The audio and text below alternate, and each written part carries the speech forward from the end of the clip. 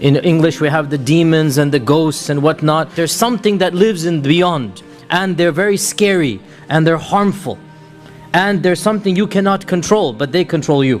And it is interesting, you go to the native Indians, they believe this. You go to the Aborigines, they believe this. You go to, even in this day and age, we're living in the 21st century America. Look at Hollywood and how many movies are dedicated to the supernatural, the possessions, to, The Exorcist and its, genre. All of this, to this day, we are supposed to be the pinnacle of civilization. But this notion of some entities or some realities, worlds that are simultaneous to us, but yet not quite our world. Right? This is something that is ingrained in all of humanity. Of course, this shows us that the reason why all cultures agree is because it is real.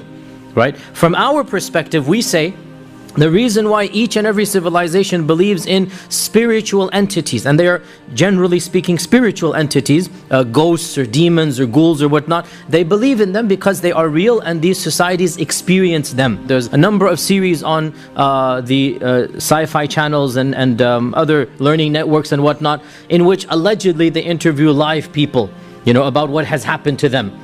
The haunting of such and such. And the reality is, now these are educated people, you listen to them, many of them say, I never believed in this stuff.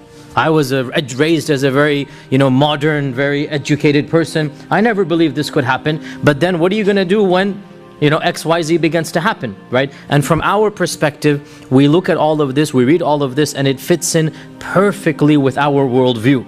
And in all honesty, for the believer, for the mu'min, all of these stories of the other nationalities and other groups should actually increase his or her iman. That in reality, this is a sign of our religion being true. It explains even the supernatural and the paranormal. It explains in complete logic and rationality. When you study the characteristics of the jinn, and you see what is happening in other societies and even in our society, everything is explained.